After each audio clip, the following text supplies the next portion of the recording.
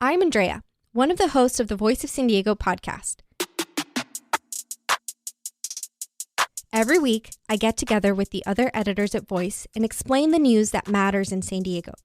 Elections, politics, law enforcement, big investigations, and some fun stuff.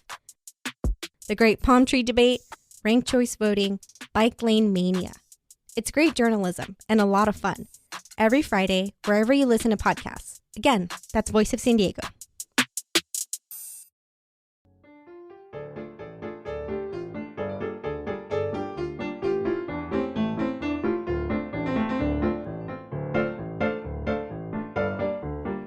Hey, good morning, everyone. Welcome to Season 5, Episode 18 of the Roast West Coast Coffee Podcast.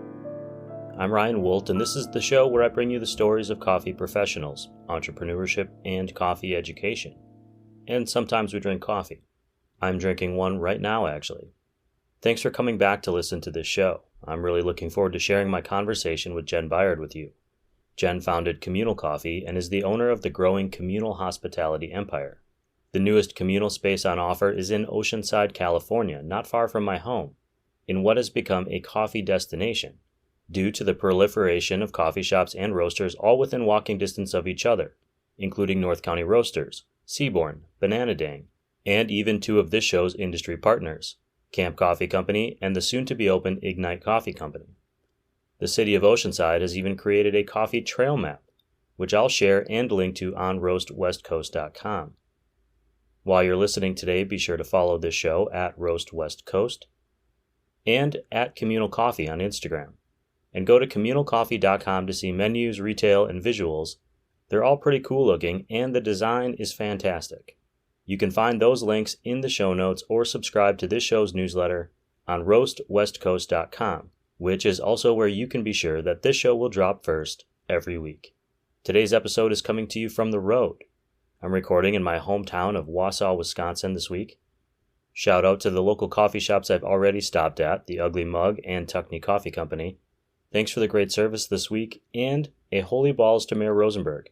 It was great running into you at the cafe, and I really appreciate what you've done for my hometown.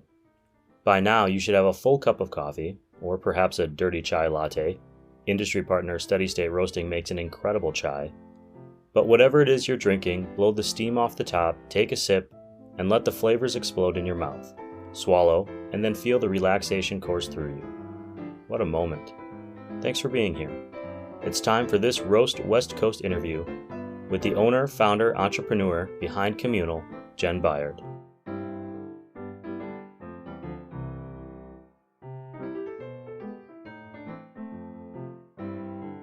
Thanks for inviting me. This is so fun, actually. I haven't done a coffee anything for a while. Now that we're kind of in these other areas, I feel like sometimes coffee gets the backside. So this is pretty exciting. So thank you. Oh, well, I'm glad. I actually remember sitting at your shop on Florida Street. I was living over on right on Florida Street. I was living on Florida Street. Yeah. Right around the corner there. And when that first opened, and so I remember sitting there and feeling like this feels different than the other coffee shops I've been to.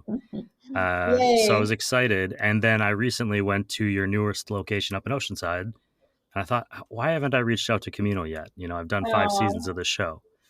Thank you.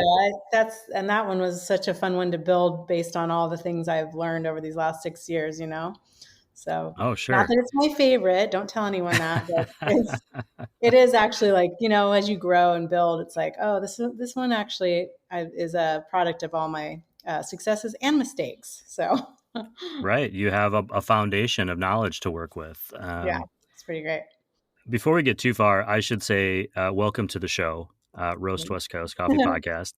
And if you wouldn't mind, just let everyone know who you are and what your company is and kind of what you consider your job title to be. Yeah. So my name's Jen Byard, and I own Communal, previously Communal Coffee, but now we've dropped the coffee because it's, you know, definitely more of a marketplace concept at this time with a good, you know, a strong coffee program. I'm the founder and still the sole owner. And that's pretty much what I'm doing right now. We've just opened our third one in Oceanside, and I'm learning a lot. So Well, your first one, we should say, is kind of right on the edge of North Park and Hillcrest in San Diego. Mhm. And where's the second one? So our second one is a vintage trailer in South Park. So it's a vintage trailer with a really nice outdoor lot where people can sit, and then it has a retail concept store next to it, attached to it, that has some indoor seating as well. So a little different than the first one, but definitely fits the vibe of South Park, which is where I live. It's very neighborhood oriented.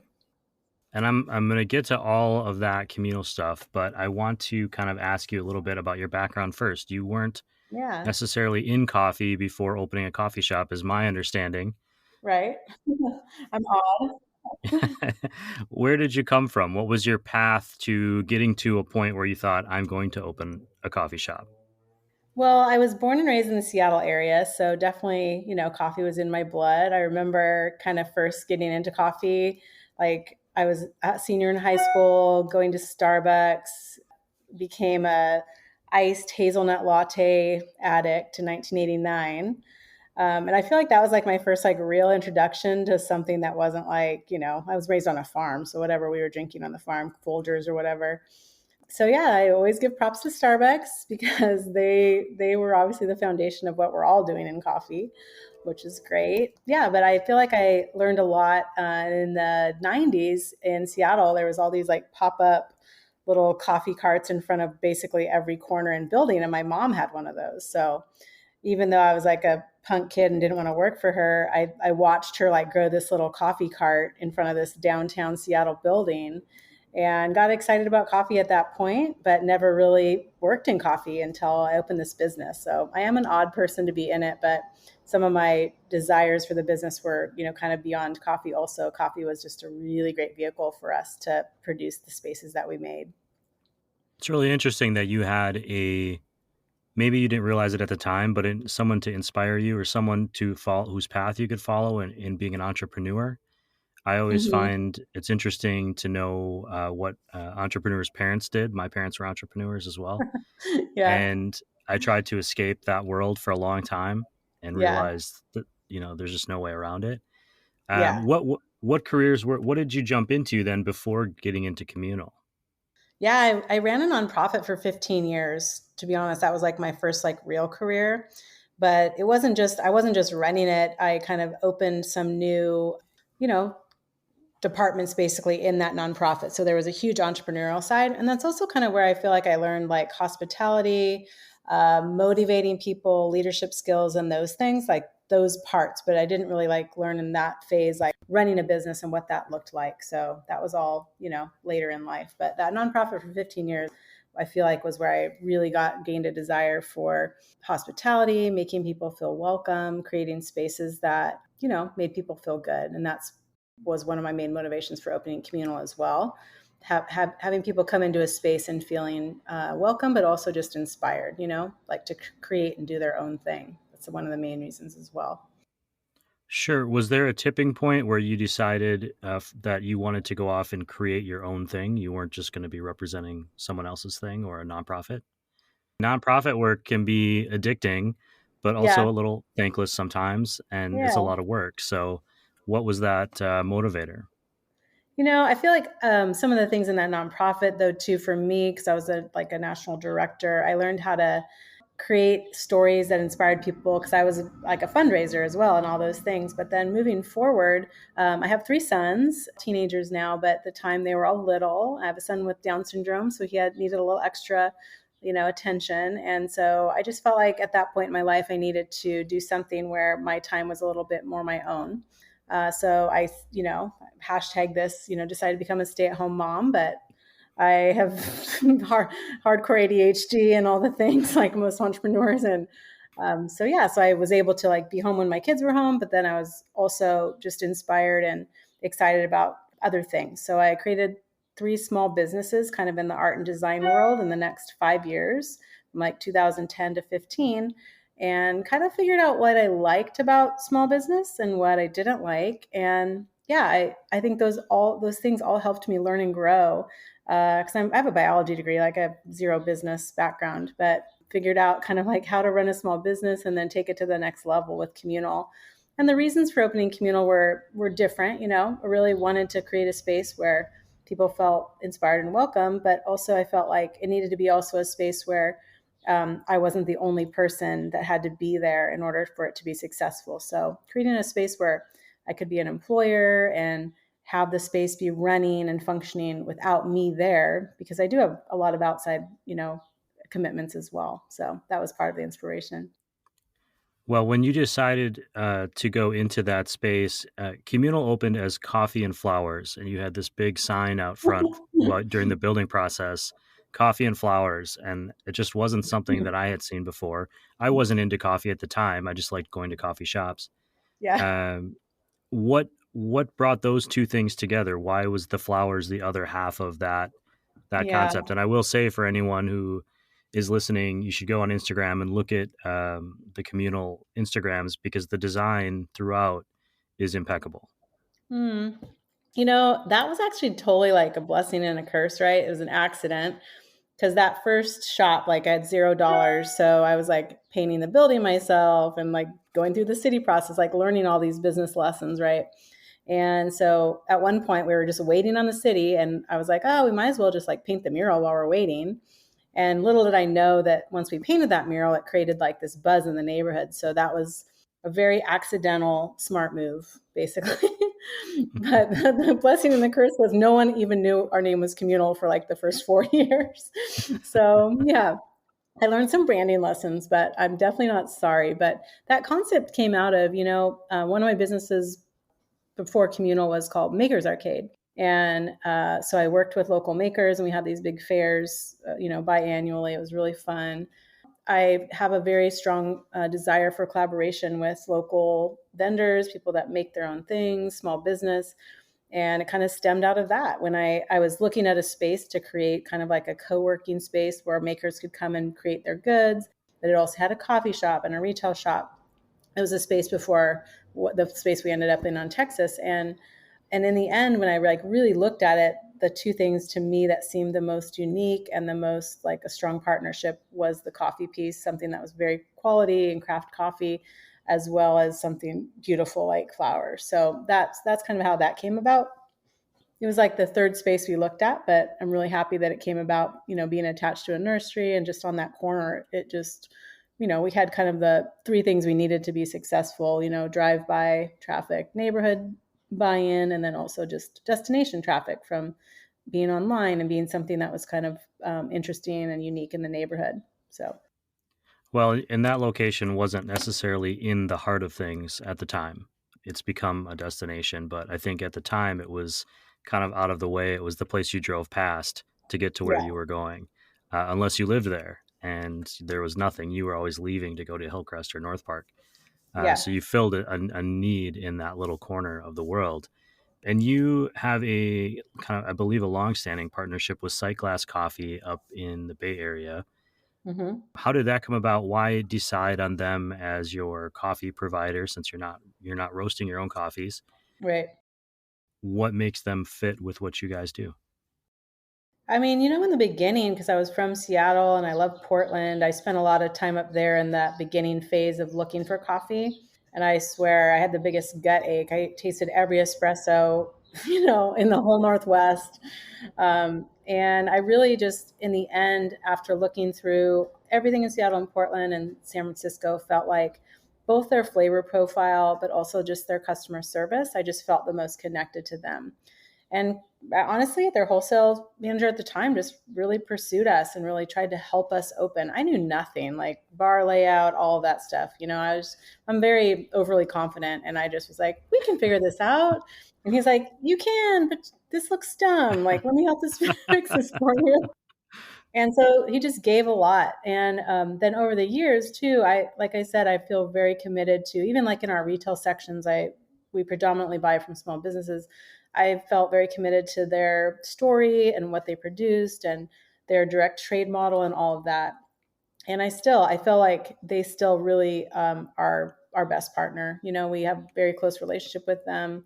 I love everyone in the company, from the owners to our wholesale directors to everyone. They come down and train, and they're always just have such a good attitude about our partnership and are always just willing to go above and beyond for us. And I love that fact that we've had them since day one too. And we're one of their main vendors down here in San Diego. So it's also a unique thing to get down here. They're in LA now, so that's a little different, but nothing else really in San Diego. I have lived in Southern California for just under 10 years, Mm-hmm. and part of that time in LA and most of it here. And I still think of LA as its own island. What Right. happens in LA is its own thing. and I don't know why I feel that way, but I just do. I didn't ask you this earlier, and I meant to, but you mentioned that you dropped coffee from the Communal Coffee name. But where did the communal part of it come from? I mean, I think it is some pretty self-explanatory Yeah. reasons, but was there anything else to that? And how does it kind of represent what you've continued to do as the company's expanded? Yeah, I mean, the word communal obviously means that it's something that is shared by a community. And for me, even what you said earlier about going into a space that wasn't popular yet, that is kind of my vibe. I really want to go into places where we're going to help improve and, give to a community. And for communal too, each space, like I'm not interested in being a franchise, been approached obviously by franchises and I'm not interested in that. I want each space to feel and represent the community that's in. So for example, North Park, our flagship, when I built that, I obviously have my own design aesthetic and vibe, but I wanted it to feel like North Park. And then in South Park, I feel like the trailer is like such a good fit for South Park and the vibe there because it's such a neighborhood shop. And then Oceanside, I'm not from Oceanside, so I spent time up there beforehand, really understanding the community, going to businesses, feeling like that, what that would feel like. And that shop does feel different than North Park and South Park. So even though I think branding experts and all those folks are like, you need to just create spaces that look all the same, I'm just not about that. And so it's exciting to me to like take this concept and create, spaces for people in the communities that they're in that represent them and their how they feel. And even the products are slightly different and the offerings are different. And my next concept is maybe going to be a little different, but same vibe, same neighborhood vibe. So it's creating spaces for people where they live. Well, I would say that it's a success then, in that when I walked into the Oceanside communal, it was different, but I knew that I was in a communal as well. There is Yay. some there are design aesthetics that kind of go Yeah. through the brand. Was that something that you had experience in? I mean, I remember Maker's Arcade, but for you, how did you attack the design of this company, and how has it changed over time? Hmm. And I would go to that next step of Oceanside. Your most recent location has been growing like crazy and has been Hmm. bringing in all kinds of new companies and businesses, but it's still a very local community. For sure. How did you address that with this shop in particular, and moving forward? Yeah.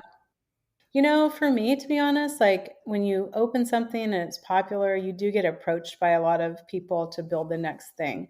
And for me, because my model isn't like growth for the sake of growth, to be honest, I am picky about who I choose to partner with. And so part of Oceanside, honestly, was just waiting for the right partners to do that with. And so the developer that I did that with and I have the same mindset. And then that was our first collaborative project where there's other businesses in the complex that I knew would be partnering with. So really thinking through who those businesses were and how we fit together. And some of those businesses are local Oceanside businesses. So when we met with owners, it was like they could help us that weren't from the neighborhood really understand what the neighborhood was looking for. And I love that space. We have this giant common space in the back. Everyone calls it communal, and I'm like, I want to charge them for it, but they it's like this beautiful space that we all host events in together, and it's very collaborative, which is all what I'm about. Sometimes that's messy, and a lot of people don't want to get into those type of situations because it's messy. But to me, like as we grow, we've only been there 7 months, and just the things we've already been able to produce for the neighborhood and the community there is amazing. And that space also I created an event space as a separate space attached to the cafe because my heart still really is in being able to create events and spaces and offer that space to neighborhood organizations and things.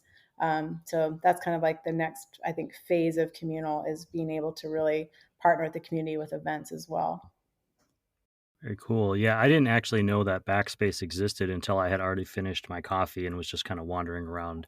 You're like, what? And I'm like, I wonder what this aisle leads out to. And I just Mhm. was kind of blown away by Pretty it. cool.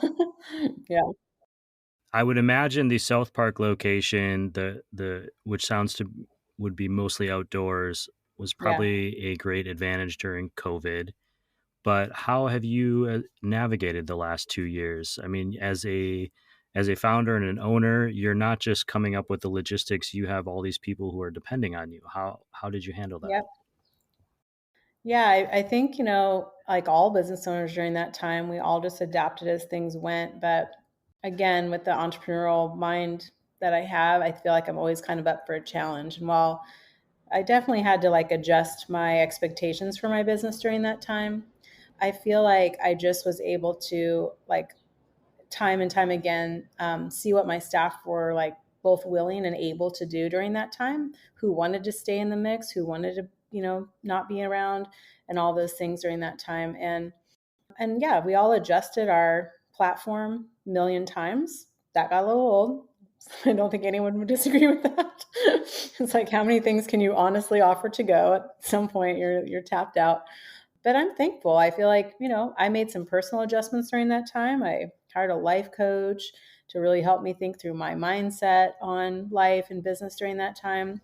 Like definitely like took control of my own, personal things and mental health and all that. And making sure that I was paying attention to that so that I could handle all these things because, at this point we're over 60 employees, and that to be honest, before we started, I never really thought about what it would mean to be an employer. And that's been one of the most surprisingly wonderful things about being a business owner, and challenging at the same time. And so, going through 2 years where people had very differing opinions, both with your staff and with the communities that you're in. North Park and South Park is very different than Oceanside and all of that. It's been a huge growth thing for me, and I feel like for our company as well. We've gone through it, and I feel like we're stronger on the other end because of it. And I know we're not completely through it, but at this point, we all have I think, a more, grace-filled and, open attitude towards each other because of what we've gone through and the hard conversations we've had to have. Sure. There's a different type of stress now than there was 2 years ago, where it was very visceral and Right. painful for everyone. And now it's Yep. still there. It's still hanging over us to some extent, but we've learned to deal with it somewhat or manage it, or at least have tried to. Yeah. But it's not there. Every now and again, I find myself just feeling exhausted, and I have no explanation for it other than just been a long couple of years. Totally. I was talking to someone this morning and saying that, like, I'm like, the odd thing is because I've kind of am a doer, and some days I just get up now and I'm like, I finished the day and I'm like, what even happened today? And that didn't feel like that before COVID, but now I'm like, just learning to accept those days. I'm like, you know what? Sometimes just stuff creeps up on you, and that's okay. And we don't have to like kick ass. Can I cuss on this? We don't have Oh to yeah, kick of ass course. every Yeah. day, to be successful and to feel good. So some days just suck. Yeah, that's a concept that is easy. I think can be easy to be said out loud, but to truly believe it and to enact it in your life is much more difficult if you are a person who is Yeah. motivated as an entrepreneur. Yeah, And you can catch yourself saying it and going, "Yeah, I do believe that," and you might logically, but that doesn't mean emotionally you always for sure. match up. You Yep. hinted at it earlier that you have a next concept. I'm wondering how much can you share about what's next for you and what's next for the company, and are Oh, there more yeah. cities? Is there more growth? Is there a circus on the way? What are we doing? This is a circus already, so I think entrepreneurs, like I said, it's not just for the sake of like growth or financial gain. It's for me, a lot of it, especially at my age, is like, what do I want the last 15 years of my career to be about? And I'm thankful to COVID for that, to be honest, because it's helped clarify a lot of things. And so right now, definitely there's going to be more communals. They're definitely going to look different in every community. I'm trying to kind of balance out now, now that I'm in North County half my time, what goes up there versus what comes down south. But for me, to be honest, this is kind of fun. The next thing I really am doing is a wine bar concept that has like a chef's table specialty, supper club type vibe. And that's what I'm working on right now. So I can't share where or when, but That's all right. something that's pretty special. Yeah. Yeah. I love like just the concept of, if you're in Venice, there's a cicchetti concept where you come in after work and you get small plates and little tastes of wine. And I want to move into that phase of my life as my kids are going to college and I can be out more at night. So it's selfish. Wine. I love wine. Yes. Being selfish is hard. When my wife Yeah. was really pursuing her career, I had to sometimes just be like, look, you need to be selfish. Like, even if Yeah. it hurts my feelings, you need to do this to get to where you need to go. Yeah. Because I'm a very needy husband. There's no question. At least you know it. Oh yeah. I knew right away. And she knew right away too. And she still signed on. Good for you.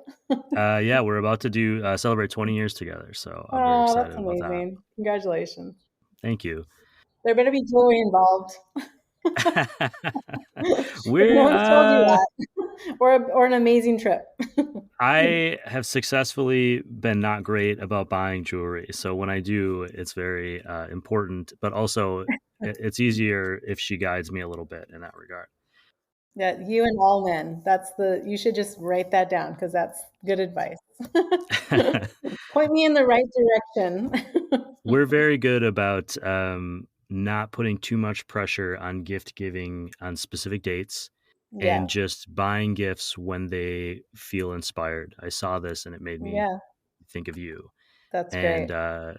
her birthday is coming up, and so we never really do birthdays, but I bought her some art that I knew that she would like, and so those kind of things are where we try to find our niche. You Yeah, mentioned your that's family amazing. earlier, and Yeah. I'm wondering if your kids, now that they are growing up, if they are similarly entrepreneurial or if they are getting time in the shops to work. Great Do they question. learn from their mom? Like where that was kind of the motivator to spend time with them. So I'm wondering how many labor laws have we broken so far? My oldest son, Lincoln, he's in college now in San Jose.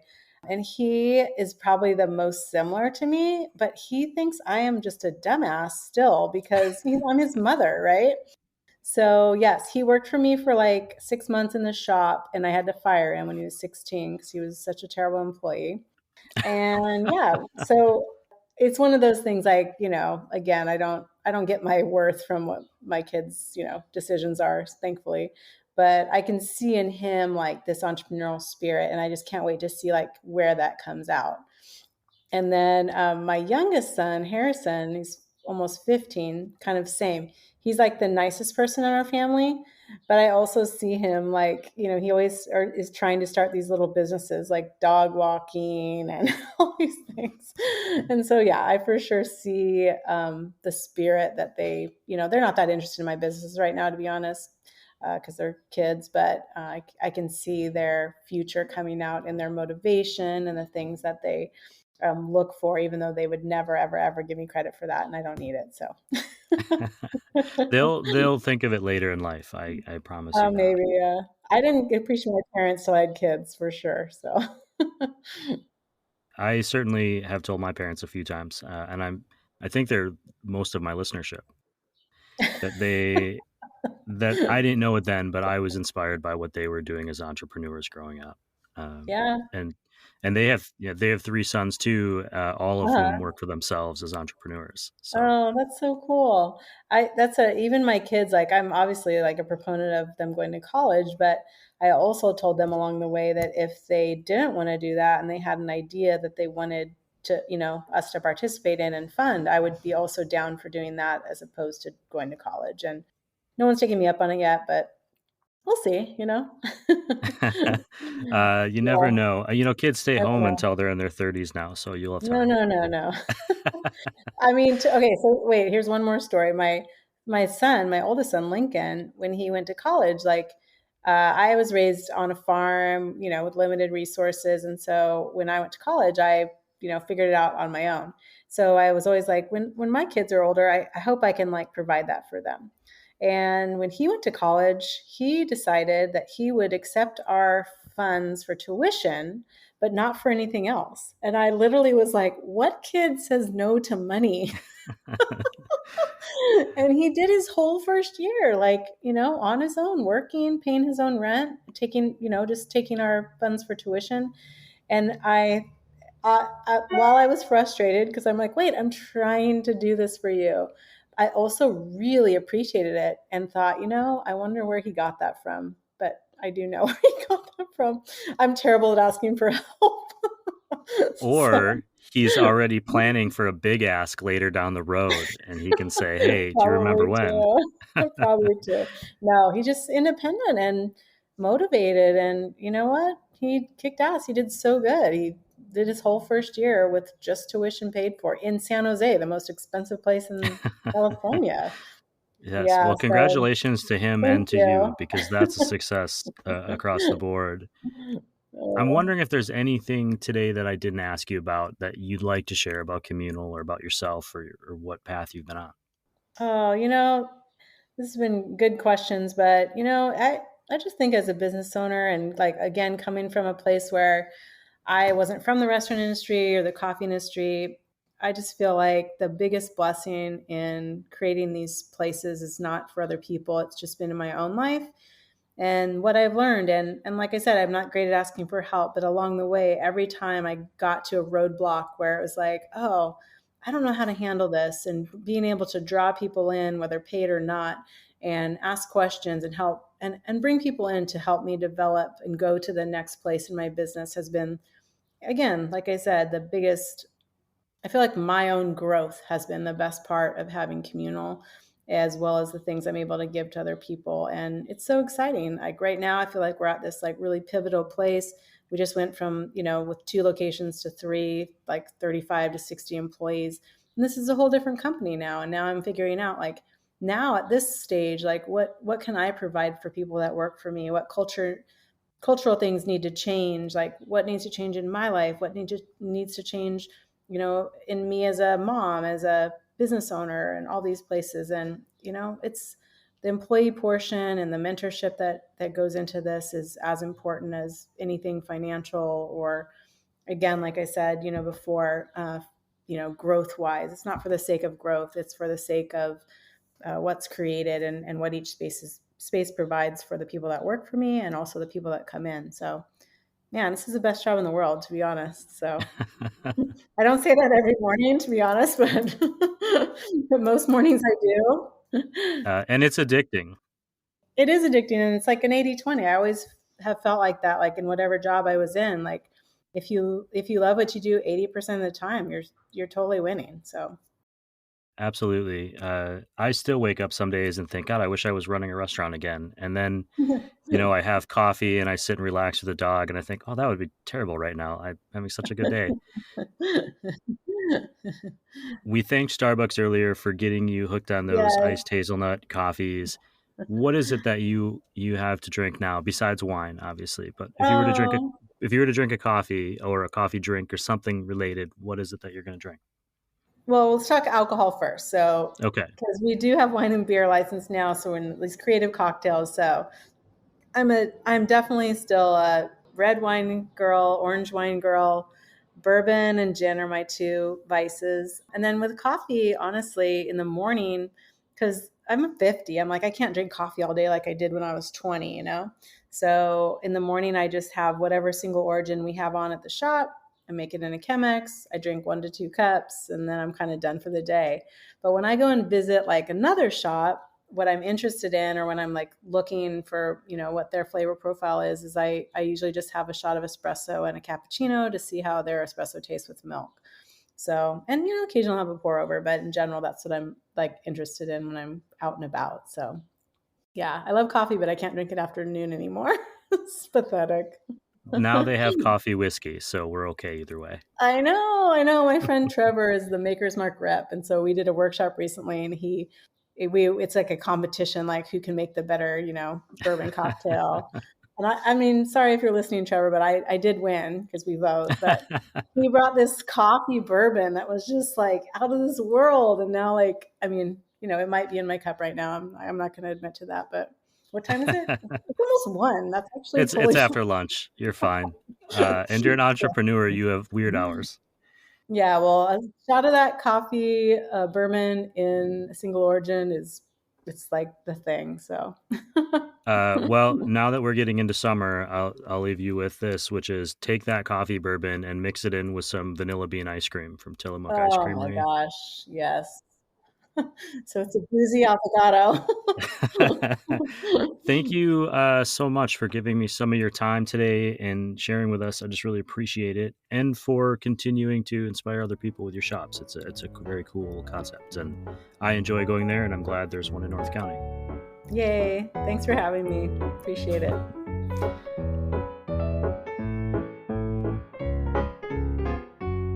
Okay, to recap. I am fascinated by entrepreneurs who've descended from entrepreneurs, like Jen, who had some entrepreneurial examples growing up. Her mom even ran a coffee cart in the Seattle area. She also spent some of her youth on a farm. Both of my parents grew up on dairy farms here in Wisconsin. And there are still farmers in my family. If the few weeks I spent every summer jumping off mounds of hay bales with my cousins as a kid are any indicator, farmers are the original entrepreneurs. What Jen started as Communal Coffee is now Communal. The name change isn't because the coffee isn't important. I had an excellent cup of single origin drip there just recently. But because the scope of the business has expanded. Communal exists because of Jen's desire to create spaces that welcome people in, make them feel good, and encourage them to create in a collaborative place. Of all the interviews I've done, I relate to Jen's motivations the most. I want to create spaces for communities to grow too. And when I was directly in hospitality, I was continually trying to create a place that guests would leave feeling uplifted and with teams of employees that supported each other. That is what communal spaces feel like to me. And finally, LA. I love LA, but LA is definitely an island, or a bunch of mini islands that create a big island, but still, love LA. Thanks to Jen for doing this interview. I know she's busy and has a lot of stuff going on. I hope I'm lucky enough to share a coffee or a bottle of wine with her someday. And if you're in the San Diego area, check out Communal's 3 locations in South Park, North Park, and Oceanside. You can read about my personal Communal experience on the Bean Journal, which is posted on roastwestcoast.com for paid subscribers, or the Coast News Online. Links will be in the newsletter that goes out with this show. The newsletter that you should be subscribed to. Come on now, what are you waiting for? You don't want to miss any of the last episodes of Season 5 on the Roast West Coast Coffee podcast. I'm looking forward to sharing the stories of Lily Quiros, coffee consultant, and Mateo Nunez of Thoughts and Process Coffee next week. I couldn't bring you those stories without the support of my roast industry partners. Check out and support Zoombar Coffee and Tea, Moster Coffee Company, Steady State Coffee Roasting, Camp Coffee Company, Ignite Coffee Company, Ascend Roasters. Aaron at Ascend has just started offering single origin twin packs at a discounted rate to encourage coffee drinkers to try more than one origin side by side. You can find those on ascendroasters.com. Also, Coffee Cycle Roasting, First Light Whiskey, Maria Coffee, Cape Horn Coffee Importers, and Cafe Laterre. Links to their websites are on roastwestcoast.com, and I'm always sharing and reposting their social media on the Roast West Coast Instagram. This episode of the Roast West Coast Coffee Podcast has been written, produced, and recorded by me, Ryan Wolt. I hope the show has found you happy, healthy, and with at least enough sanity to make it through the day. For those of you headed out for a cup of coffee this week, please always tip your baristas and be sure to drink good coffee.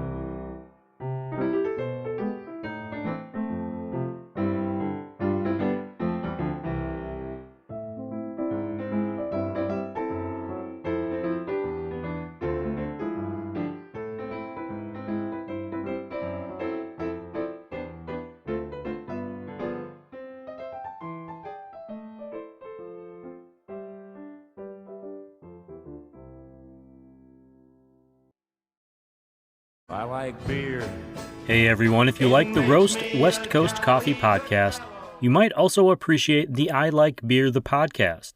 Listening to these guys is like being a fly on the wall of the pub with a few of your favorite mates having a pint. These professional beer appreciators have plenty of stories to share on everything from the mating habits of penguins to their behind-the-scenes brewery experiences. Check out the I Like Beer, the podcast, wherever you are listening to this show about coffee, or head to ilikebeerthepodcast.com.